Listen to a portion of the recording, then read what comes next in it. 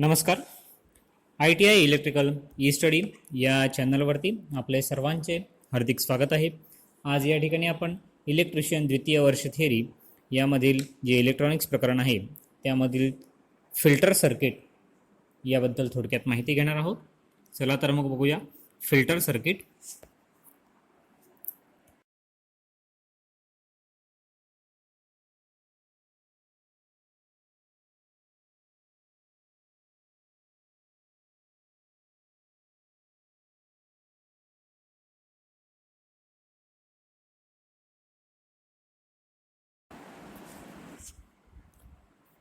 आता आपण माहिती घेऊया ते म्हणजे फिल्टर सर्किट.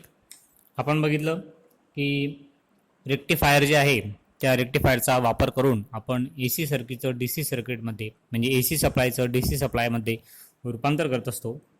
तर हा जो रेक्टिफायर आहे त्या रेक्टिफायरपासून मिळणारा जो आउटपुट आहे त्या आउटपुट व्होल्टेजची जी दिशा आहे ती दिशा जरी एकच असली तरी त्या आउटपुटमध्ये काही चढ उतार हे असतात. म्हणजेच हा जो DC आहे हा DC अशुद्ध असतो. असे जे DC आहे असा जो DC सप्लाय आहे असा DC सप्लाय जे इलेक्ट्रॉनिक्स उपकरणं आहे त्या इलेक्ट्रॉनिक्स उपकरणांमध्ये हा उपयुक्त नसतो. असे जे चढउतार असलेले जे DC सप्लाय आहे त्या DC सप्लायला आपण अशुद्ध DC सप्लाय असं म्हणत असतो. आणि हा जो अशुद्ध DC सप्लाय आहे या अशुद्ध DC सप्लायमधला जो चढ उतार आहे तर चढ उतार कमी करण्यासाठी जे सर्किट आपण वापरत असतो त्या सर्किटला आपण फिल्टर सर्किट असं म्हणतो. रेक्टिफायरपासून मिळणारे जे आउटपुट आहे म्हणजे आउटपुट व्होल्टेज जो DC सप्लाय आहे त्या DC सप्लायमध्ये काही चढउतार असतात आणि चढउतार असल्यामुळे असा जो DC सप्लाय आहे तो इलेक्ट्रॉनिक्स उपकरणांमध्ये हा उपयुक्त नसतो. आणि हे जे चढउतार असलेला जो DC सप्लाय आहे त्यालाच आपण अशुद्ध DC सप्लाय असं म्हणतो. आणि हा जो DC सप्लाय आहे यामधला चढउतार कमी करण्यासाठी जे सर्किट वापरलं जातं त्या सर्किटला आपण फिल्टर सर्किट असं म्हणतो. हे जे फिल्टर सर्किट आहे या फिल्टर सर्किटमध्ये सर्वसाधारणपणे 3 घटक हे वापरले जातात. ते म्हणजे कॅपॅसिटर्स, इंडक्टर्स आणि रेझिस्टर्स असे जे 3 घटक आहेत ते 3 घटक या फिल्टर सर्किटमध्ये हे वापरले जातात की ज्यामुळे अशुद्ध DC सप्लायचं शुद्ध DC सप्लायमध्ये रूपांतर हे केलं जातं.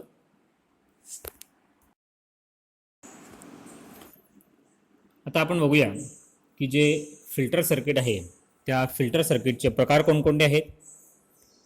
फिल्टर जे सर्किट आहे त्या फिल्टर सर्किटचे एकूण 3 प्रकार पडतात. पहिला आहे कॅपॅसिटर फिल्टर, दुसरा आहे चोक इनपुट फिल्टर आणि तिसरा आहे पाय फिल्टर.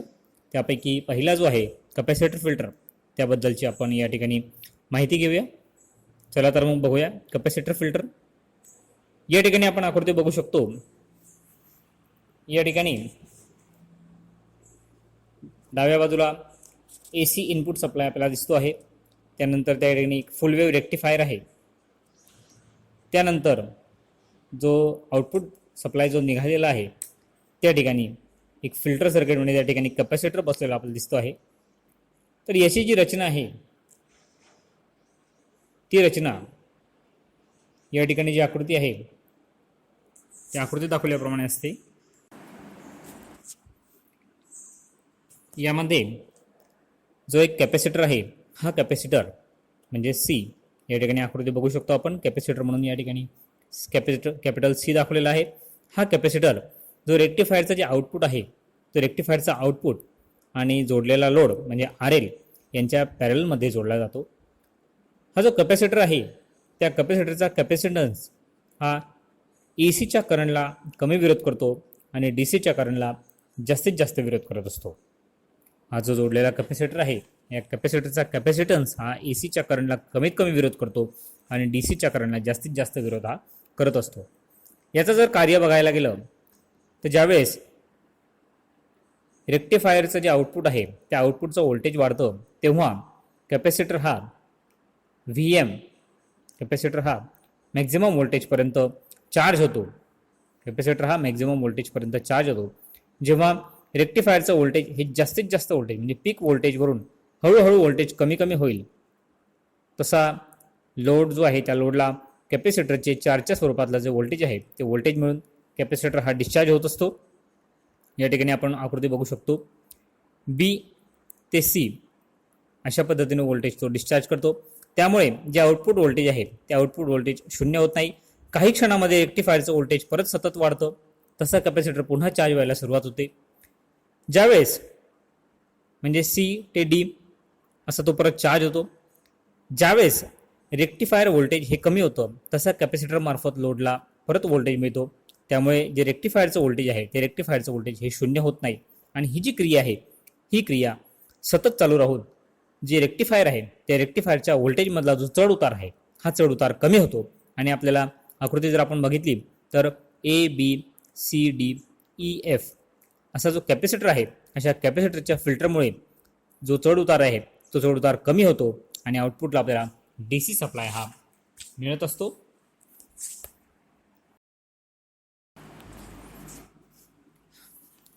आपण बघितलं पहिला प्रकार तो म्हणजे कॅपॅसिटर फिल्टर. आता हे जे कॅपॅसिटर फिल्टर आहे त्या कॅपॅसिटर फिल्टरचे फायदे कोणकोणते, तर सगळ्यात महत्त्वाचं म्हणजे हे जे कॅपॅसिटर फिल्टर आहे याची रचना ही फार साधी आणि सोपी असते. त्याचबरोबर कॅपॅसिटर फिल्टरचे जे गुणधर्म आहे ते गुणधर्म देखील चांगले असतात. हा जो कॅपॅसिटर फिल्टर आहे या कॅपॅसिटर फिल्टरची किंमत कमी असते. त्याचबरोबर आकाराने देखील कमी असतात आणि वजनाने देखील हे हलके असतात. अशा पद्धतीचे हे कॅपॅसिटर फिल्टरचे फायदे आहेत. आता आपण बघू की चोक इनपुट फिल्टर म्हणजे काय. चोक इनपुट फिल्टरची रचना कशी असते. हे जे फिल्टर आहे या चोक इनपुट फिल्टरला आपण LC फिल्टर असं देखील म्हणत असतो. हा जो चोक इनपुट फिल्टर आहे या चोक इनपुट फिल्टरला आपण LC फिल्टर असं देखील म्हणतो. हा जो चोक इनपुट फिल्टर आहे याची रचना जर आपण बघितली तर या ठिकाणी आपण आकृती बघू शकतो. यामध्ये एक चोक हा रेक्टिफायरच्या आउटपुटला सिरीजमध्ये जोडलेला आहे तर कॅपॅसिटर हा लोडच्या पॅरललमध्ये जोडलेला आहे.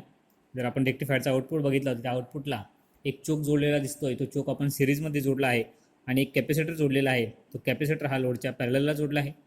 याचं जर कार्य बघायला गेलं तर जे रेक्टिफायरचा आउटपुट आहे त्या रेक्टिफायरच्या आउटपुटमध्ये जो DC सप्लाय असतो म्हणजे जो अशुद्ध DC असतो त्यामध्ये ACचे काही घटक असतात. त्यामुळे या आउटपुटमध्ये ACचे आणि DCचे दोन्ही घटक असतात. हा जो या ठिकाणी चोक आहे त्या चोकचं वैशिष्ट्य जर बघायला गेलं तर चोकचं वैशिष्ट्य म्हणजे हा जो चोक आहे हा DCला कमी विरोध करतो तर ACला हा जास्तीत जास्त विरोध करत असतो. हा जो चोक आहे हा चोक DCला कमीत कमी विरोध करतो तर ACला हा जास्तीत जास्त विरोध करत असतो. त्यामुळे ज्या वेळेस रेक्टिफायरचा आउटपुट हा चोकला मिळतो तेव्हा जो चोक आहे त्या चोकमधील ACला त्याचा विरोध होतो आणि फक्त DC सप्लाय हा पुढे जाऊ देतो. आणि या DCमध्ये जर ACचा काही भाग शिल्लक असेल तर कॅपॅसिटरच्या वैशिष्ट्याप्रमाणे तो DCला जास्त विरोध करतो आणि ACला कमी विरोध करतो. त्यामुळे इंडक्टरकडून आलेला जो DC आहे त्या DCमध्ये जर काही ACचा भाग असेल तर तो जाऊ देऊन DCला विरोध करतो. परिणामी कॅपॅसिटरमधून राहिलेला जो AC आहे तो AC या ठिकाणी ग्राउंड होतो आणि शिल्लक राहिलेला जो शुद्ध DC आहे तो शुद्ध DC सप्लाय हा लोडला मिळत असतो. हे जे कॅपॅसिटर फिल्टर आहे कॅपॅसिटर फिल्टरच्या तुलनेमध्ये हा जो चोक इनपुट फिल्टर आहे त्या चोक इनपुट फिल्टरचा जो दर्जा आहे तो दर्जा अतिशय चांगला असतो. फक्त या ठिकाणी इंडक्टरची किंमत जास्त असल्यामुळे हे किमतीने महाग होतात. या ठिकाणी जो इंडक्टर आहे तो इंडक्टर जो वापरला आहे त्याची किंमत ही जास्त असल्यामुळे हे जे चोक इनपुट फिल्टर आहे हे चोक इनपुट फिल्टर हे किमतीने महाग असतात. या फिल्टरचा जो उपयोग आहे या फिल्टरचा उपयोग 40 वॅटचा जो ऑडिओ ॲम्प्लिफायर आहे त्या 40 वॅटच्या ऑडिओ ॲम्प्लिफायरमध्ये जास्त करून केला जातो. पुढचा प्रकार बघू आपण तो म्हणजे पाय फिल्टर. हा जो पाय फिल्टर आहे याची रचना आपण बघू की या ठिकाणी आकृती दाखवली आहे. यामध्ये जो रेक्टिफायर आहे त्या रेक्टिफायरच्या आउटपुटचं सुरुवातीला एक कॅपॅसिटर पॅरलल जोडलेला आहे.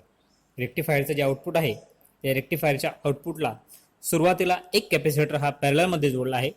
त्यानंतर एक चोक घेऊन ते सिरीजमध्ये जोडले आणि दुसरा कॅपॅसिटर हा परत पॅरललमध्ये जोडलेला आहे.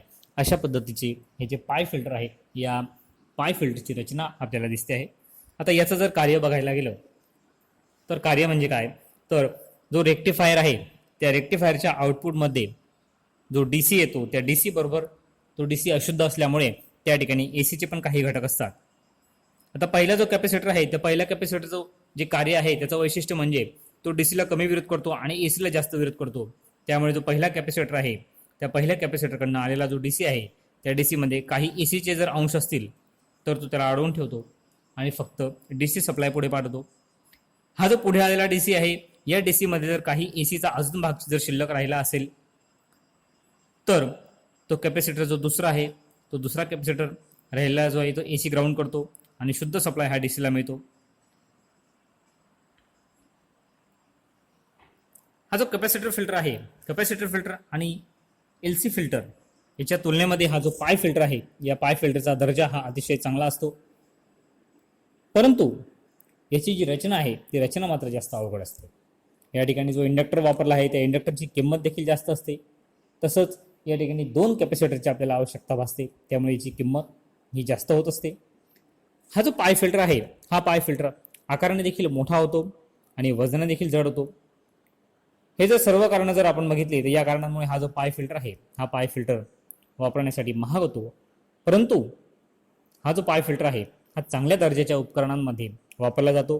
उदाहरणार्थ 40 वॅट प्लस 40 वॅटचा जो ऑडिओ अम्प्लिफायर आहे, अशा उपकरणांमध्ये हे जे पाय फिल्टर आहे, या पाय फिल्टरचा उपयोग हा केला जात असतो. आता आपण बघू की रिपल फॅक्टर म्हणजे काय. रिपल फॅक्टर जो रेक्टिफायर आहे, ते रेक्टिफायर सर्किटचं जे आउटपुट आहे त्या आउटपुटमध्ये, रेक्टिफायर सर्किटच्या आउटपुटमध्ये जो एसी घटक आहे त्या एसी घटकाची RMS व्हॅल्यू आणि DC घटकाची व्हॅल्यू यांचं जे गुणोत्तर आहे त्या गुणोत्तराला आपण रिपल फॅक्टर असं म्हणतो.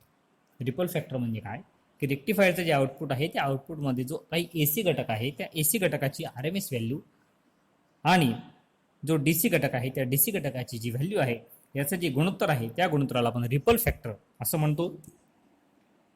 हा जो रिपल फॅक्टर आहे हा जर हाफ वेव्ह रेक्टिफायर असेल तर हाफ वेव्ह रेक्टिफायरसाठी हा रिपल फॅक्टर 1.21 असतो आणि जर फुल वेव्ह रेक्टिफायर असेल तर फुल वेव्ह रेक्टिफायरसाठी हा रिपल फॅक्टर हा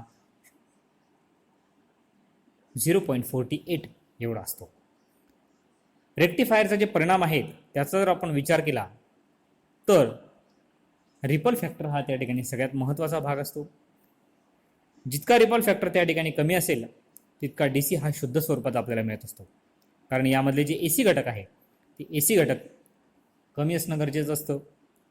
त्यामुळे जो फुल वेव्ह रेक्टिफिकेशन आहे हे फुल वेव्ह रेक्टिफिकेशनमध्ये रिपल फॅक्टरची व्हॅल्यू ही कमी आहे. त्यामुळे जे फुल वेव्ह रेक्टिफिकेशन आहे हे फुल वेव्ह रेक्टिफिकेशन हे हाफ वेव्ह रेक्टिफिकेशन तुलनेमध्ये चांगलं असतं.